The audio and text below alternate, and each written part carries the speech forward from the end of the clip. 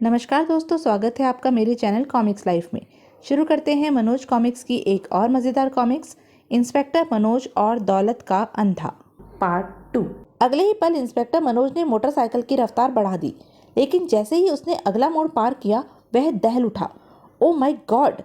उधर हवलदार वीर बहादुर को अपने पीछे आते देख उस अज्ञात बूढ़े के कदमों में बला की तेजी आ गई।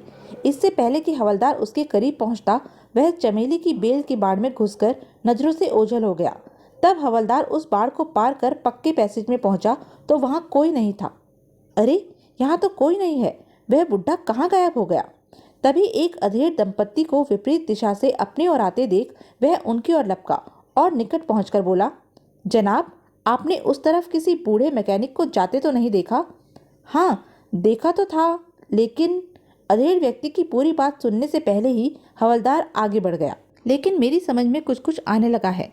आओ अब यहाँ से चले। तो क्या आप हवेली में चलकर उस आदमी से पूछताछ नहीं करेंगे?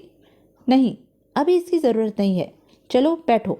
लेकिन आप जा कहाँ रहे हैं? Hotel blue heaven. Inspector Manoj का जवाब इतना सपाट और संक्षिप्त था कि हवलदार की आगे कुछ पूछने की हिम्मत ही नहीं हुई। वह चुपचाप इंस्पेक्टर मनोज के पीछे बैठ गया। होटल ब्लू हेवन पहुंचकर इंस्पेक्टर मनोज ने मोटरसाइकिल पार्किंग में खड़ी की और बोला, अब तुम मुझे उस जगह ले चलो जहां वह बूढ़ा मैकेनिक तुम्हारी नज़रों से ओझल हुआ था। चलिए। फिर हवलदार इंस्पेक्टर मनोज को चमेली की बेल की उस बाड़ के पास ले गया जहां बूढ़ा मैकेनिक उसकी नज़रों से ओझल हो गया था। इंस्पेक्टर मनोज बाड़ में दाखिल हो गया। थोड़ी ही देर बाद जब वह बाहर आया तो उसके हाथ में मैकेनिक की पोशाक और सफ़ेद दाढ़ी मूंछ और बाल देख हवलदार चुप न रह सका। सर, यह तो उसी बूढ़े मैकेनिक की पोशाक है, और यह दाढ़ी मूंछ और बाल भी उसी के हैं। वह मेकअप में था। भागते हुए वह अपनी पहचान यहीं छोड़ गया, इसलिए तुम उसे पहचान न सके। इसका मतलब यह हुआ कि मंजू का पिता ही मंजू का हत्यारा है और इस जुर्म में एक औरत भी शामिल है। हाँ, लेकिन एक बाप अपनी बेटी की हत्या क्यों करेगा? और उसके साथ वह औरत कौन थी? यही तो पता लगाना है हवलदार। मंजू के पिता को गिरफ्तार करवा दीजिए, सारी हकीकत का पता चल जाएगा। नहीं हवलदार, मंजू के पिता को गिरफ्तार नहीं किया जा सकता, क्योंकि यह साबित करना मुश्किल होगा कि ये कपड़े और नकली दाढ़ी मूंछ उसी के हैं। उसे रंगे हाथों गिरफ्तार करवाना होगा। वो कैसे? मेरे दिमाग में एक योजना आई है, सुनो। फिर इंस्पेक्टर मनोज हवलदार को अपनी योजना समझाने लगा। इंस्पेक्टर मनोज की योजना अनुसार शाम 7 बजे हवलदार ने मंजू के पिता का नंबर डायल किया और संबंध स्थापित होने पर बोला, मिस्टर प्रभुदयाल, मैं जानता हूँ कि मंजू के हत्यारे तुम हो। मंजू की कार के ब्रेक तुमने फेल किए थे। क्या बकते हो? कौन हो तुम? तुम्हारे जुर्म के निशान मेरे पास सुरक्षित है। मिस्टर दयाल, अगर मैंने मैकेनिक के कपड़े और नकली दाढ़ी मूंछ इंस्पेक्टर मनोज के पास पहुंचा दिए तो तुम्हारा बचना नामुमकिन है। आखिर तुम चाहते क्या हो? मेरा मुंह बंद करने की कीमत सिर्फ 10,000 है मिस्टर दयाल। मुझे मंजूर है। तो फिर 10,000 के नोट लेकर ठीक 10 बजे मेन बाजार चौक पर पहुंच जाओ, मैं वहीं मिलूंगा। लेकिन मैं तुम्हें पहचानूंगा कैसे? मेरे सिर पर काली टोपी और हाथ में लाल रुमाल होगा। इतना कहने के साथ ही हवलदार ने संबंध विच्छेद कर दिया और पलटकर बोला, सर, आपकी योजना कामयाब रही, वह पहुंच रहा है। मैं सुन चुका हूँ, अब मेरी आगे की योजना ध्यान से सुनो। कुछ ही देर में इंस्पेक्टर खान का आदमी विनायक निर्देशित पोशाक में यहाँ पहुँचने वाला है। तुम उसे सारी बात समझाकर मेन बाजार चौक से पहले छोड़ देना, लेकिन उस पर नज़र बराबर रखना। जैसे ही दयाल उसे नोट थमाए तुम उसे दबोच लेना। मैं समझ गया सर, पर क्या आप हमारे साथ नहीं चल रहे हैं? नहीं, दरअसल मैं मंजू की बहन उषा से अकेले में मिलना चाहता हूँ और यह दयाल की नामौजूदगी में ही संभव है, इसलिए मैं तारागढ़ जा रहा हूँ। दयाल के हवेली से निकलने के बाद मैं उषा से मिलूंगा। वहाँ की कार्यवाही निपटाकर मैं थाने में पहुँचूंगा। इसका मतलब यह हुआ कि अब आपसे थाने में ही मुलाकात होगी। शायद। इतना कहकर इंस्पेक्टर मनोज कमरे से निकल गया। लगभग 45 मिनट बाद इंस्पेक्टर मनोज तारागढ़ में ठाकुर रणबीर सिंह की हवेली से कुछ दूरी पर मौजूद रेस्टोरेंट में बैठा चाय की चुस्कियां ले रहा था। दयाल इसी रोड से गुजरेगा, उसके निकलने के बाद ही मैं हवेली की ओर जाऊंगा। लगभग 10 मिनट बाद प्रभु दयाल की कार को सड़क से गुजरते देख मनोज चौंका। अरे, यह तो दयाल की कार है। यह तो मेरी आशा के विपरीत बहुत जल्दी यहाँ से चल पड़ा है।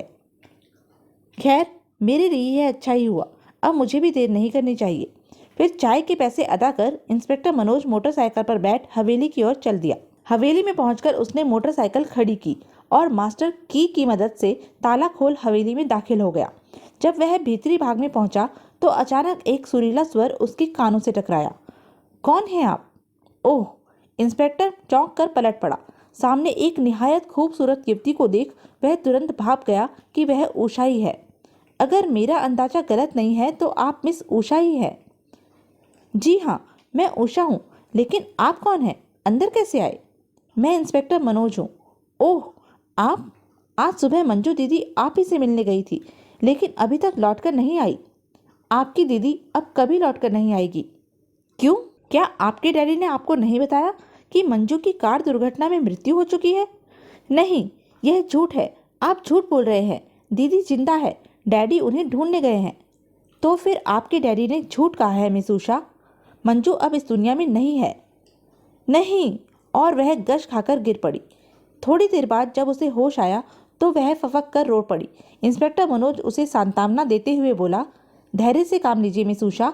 अगर मंजू की मौत सहज एक हादसा होती तो मैं आप पर सच्चाई कभी जाहिर नहीं करता।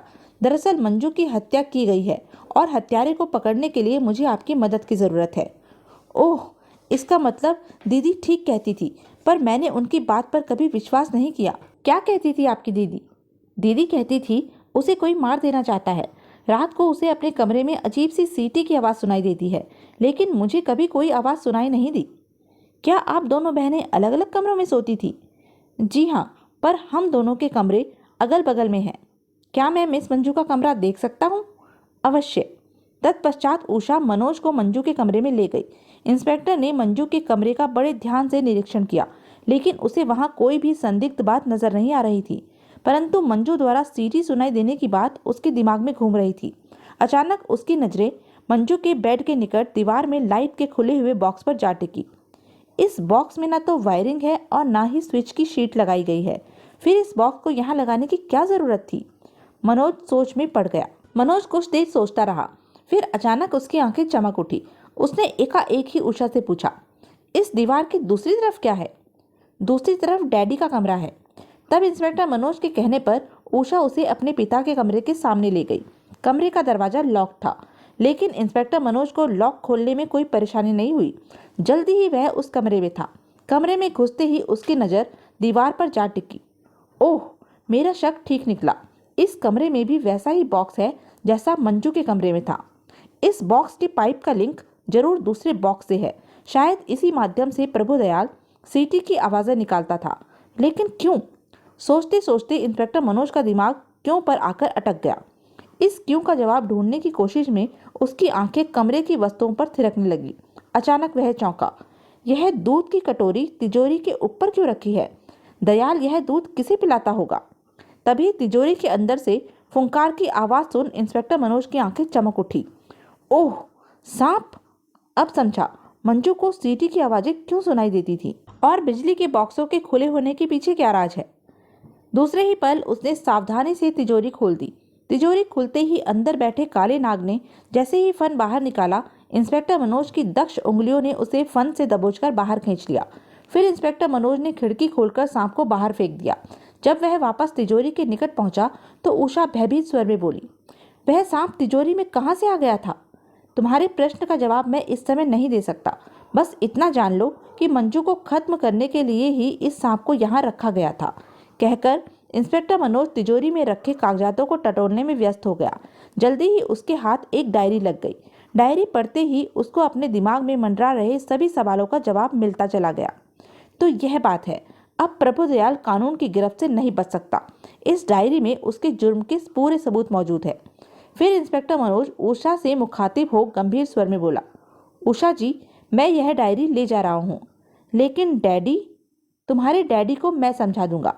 इतना कहकर इंस्पेक्टर मनोज उषा को आश्चर्य के सागर में गोते लगाता छोड़ वहां से चल दिया। उधर विनायक नाम का पुलिस का आदमी जैसे ही मेन बाजार चौक पर पहुंचा, रिवॉल्वर की ठंडी नाल उसकी पसली से आ सटी।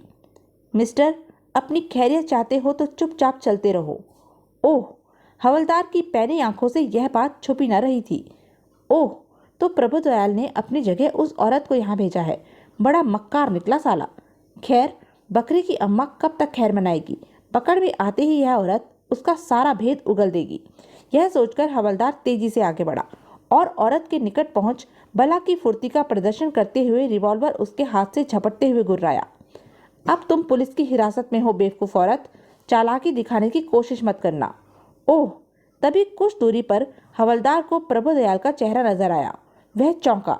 दयाल के हाथ में रिवॉल्वर था। वह शायद उस औरत को निशाना बनाना चाहता था, पर हवलदार कच्चा खिलाड़ी नहीं था। उसने तुरंत प्रभुदयाल के रिवॉल्वर वाले हाथ को अपनी गोली का निशाना बना दिया। आह!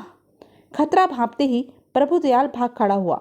हवलदार औरत को विनायक की सुपुर्दी में छोड़ उसके पीछे भागता हुआ चीखा, रुक जाओ प्रभुदयाल, तुम भाग नहीं पाओगे। लेकिन प्रभुदयाल पर हवलदार की धमकी का कोई असर नहीं हुआ। लेकिन जब वह दौड़ता हुआ भीड़ बड़े चौराहे को पार कर अपनी कार के निकट पहुंचा तो उसके पैरों तले धरती खिसक गई। बेकार है प्रभुदयाल, तुम्हारा खेल खत्म हो चुका है। ओह! प्रभुदयाल ने तुरंत आत्मसमर्पण कर दिया। थोड़ी देर बाद ही हवलदार भी वहां पहुंच गया। उसके पीछे पीछे विनायक भी उस औरत को लेकर आ गया। इंस्पेक्टर खान प्रभुदयाल और उस औरत को हिरासत में लेने के बाद अपने दल सहित जीप में बैठकर थाने चला गया।